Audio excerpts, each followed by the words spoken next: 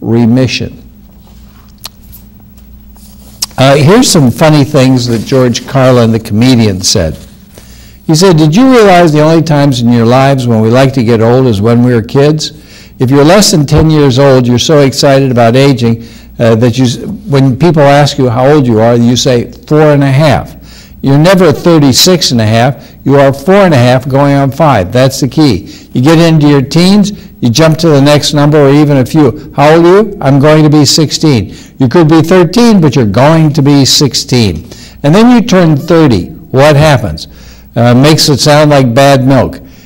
He turned 30, you know, like the milk turned and you had to throw it out. There's no fun. You become 21, you turn 30, then you're pushing 40, you reach 50, you make it to 60, but you become 21, turn 30, push 40, reach 50, and make it to 60. And then it goes on from there. That's, I thought was pretty funny. They found that a patient who they were trying to treat, I believe, for Parkinsonism, or maybe it was epilepsy, but they were stimulating the deep parts of his brain. And all of a sudden he had these very clear memories from the past. And this, they say, may become a treatment. Deep brain stimulation may become a treatment for Alzheimer's disease. Physician's Guide to $4 prescriptions. Well, let me tell you, Walgreens got it, Walmart has it going on.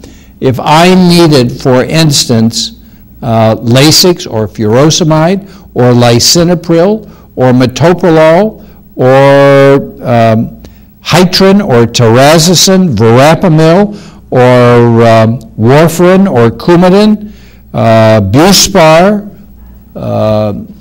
Celexa, Prozac, Paxil, various cortisone skin creams, thyroid medications like levothyroxine, women's hormones like estradiol, diltiazem or Dilacor, Capitin, nystatin, albuterol, Amaryl.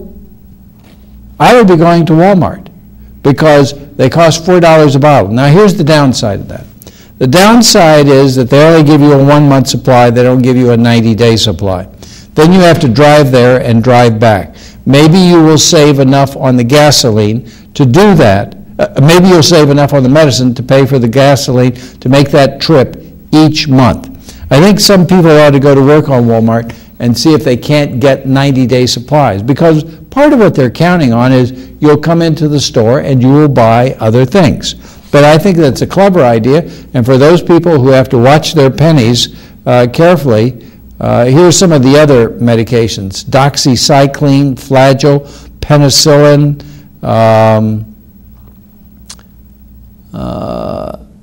amoxicillin, Advil, Aleve. Now I say Advil and Aleve by prescription. You'll find it much cheaper. Here is a man who is a professional football player. His name is Tony Gonzalez. He's 6 feet. How tall is he? He's 247 pounds. There's not an ounce of fat on him, and it doesn't say how tall he is. He's got to be 6 feet 4 inches tall.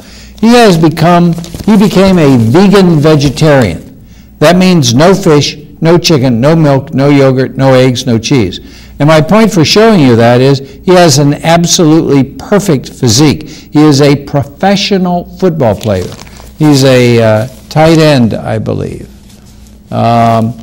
He lost 10 pounds and therefore had to go back to the smallest amount of fish and chicken. But it is my prediction that he lost 10 pounds and became a little bit weaker only in the beginning. Gladiators who were built like Mike Tyson were 99% vegan vegetarian. Vegan means nothing from an animal, no eggs, no cheese. And it is much, much healthier. My healthiest patients are those people who are vegan vegetarian. They have lowest cholesterol, they have the best magnesium, they have the lowest diabetes test, they have lowest blood pressure, and they have a better attitude. Now, it's also very preventative. for cancer and heart disease and diabetes and high cholesterol, and there are reasons of health for which I recommend that. Look, I like chicken, I like fish, I like turkey, I like meat, I like cheese, eggs. All of those things I like to recommend, would like to recommend, but I can't really do it because those are the things that cause the diseases, along with the meat and the fried food and the pizza and the so on and so on. The usual Chinese food, the usual restaurant foods that cause all the diseases, most of the diseases that we see here in the United States.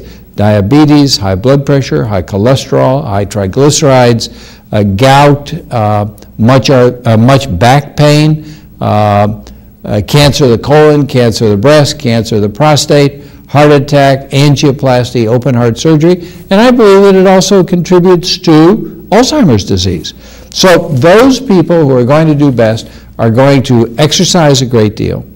They're not going to smoke. They're going to have a low % body fat. They're going to have a positive attitude. If they have pain, they're just going to have it, set it, and forget it. They're going to deal with it and keep moving. They are going to persevere and eat an organic, unprocessed, whole foods diet like foods that grow in the field. In other words, brown rice is brown rice, not brown rice is brown rice pasta.